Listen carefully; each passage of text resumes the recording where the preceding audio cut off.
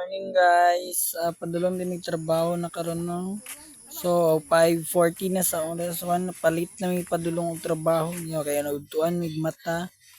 Ano naginahinay na mig baktas padulong sa amo ang trabahoan kay layo pa jud kay among baklayon. Sumudagan pag 30 minutos padulong dito sa amo ang trabahoan. Naron tanawa ug unsa ka ngayon ang among agihan guys. Nag-prepare na siya kay mosuong na siya sa kural. Puti na niyang ngisiha. Enjoy ka siya ng suksok na guys. Kay madlok siya nga, maipit siya sa kural. Kay suksok yun ang astang dakua. Awa, bitsabit pang sinina. Yun na masunod na dahil akong manghod nga si Joy Joy. Sunod, isulod dahil ang pasa din ako ang sulupin. Ngayon ang kwaon. Kay lisod kay musuksok na naidala. Karon nakasulod nami og hinahinay na magbaklay padulong dito ug nanganak kada ko atong area guys nga harbisanan sa dayo lako kayo magkuan kay among kan guys karon di pa kay init pero unya sa mong pag-harvest init kay ni siya guys karon duol-duol na mi sa pakingan may baklay padulong na mi sa pakingan kana siya alas 6 na yun siya guys. Nabot na yun mi sa pakingan alas 6 na sa buntag. So mga ninara tapok na mi. Naginandamay sa mga bukag nga gamiton para mangharvest. Na siya guys mo no kadaghan mi mga harvest guys. Lingaw kay mga harvest. Karon mga on dayta. Sa mga onta. Kana si Judian si Giselle day akong kauban nga nangaon. Karon nag-prepare na akong mangod nga si Jubilin, siyang bukag ug buyot kay mangharvest na mi. Ug ako napadiri nga sige kuan kay nagkaon pa mangaon pa mi. Lingkod-lingkod pa mi diri ka mangaon pa. So bidyo-bidyo gamay. Ug ta mangaon. Karon hindi ka na mo pang-harvest, sakay na mi sa truck. Mong mga na-harvest guys.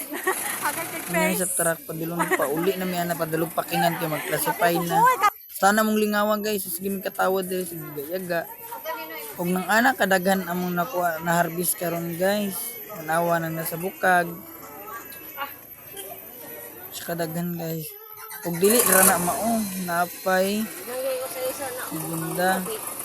Ug tuara. Sige kadaghan sa mga harvest. Siya. Hindi kami harvest guys. Gusto daw siya magpa-video, magunit sa 5 oras siya dahil nagimay-himay na si Judian.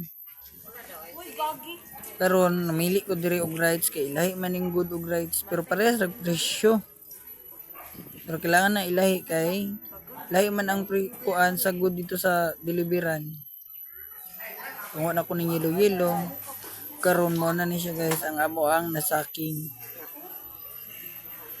Siya gitimbang. Ano siya guys 26 kilos ra day na siya dapat so gikuan na siya kay sobraman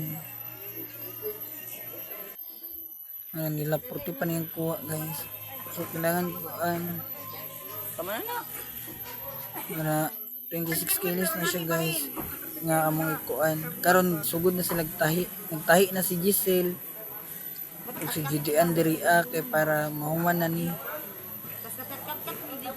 ano siya tapos na siya dira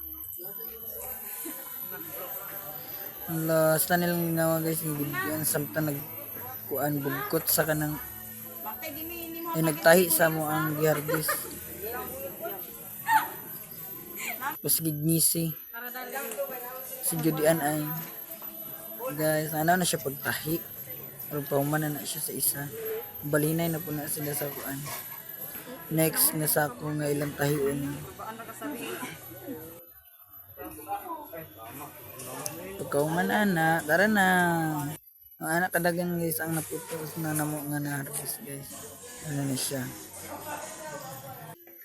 total day anak tanan nga na harvest kay 36 og karon pauli na guys selfie sa mi kay mga lingaw last day din sa akong mga kauban karon kay wa na ni sila sa Lunes ako na lang mapabilin ani nila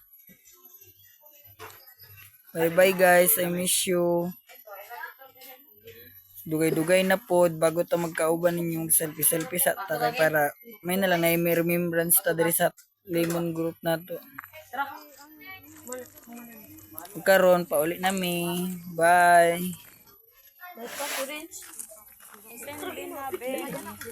Isend sa ako ha. Picture na ako.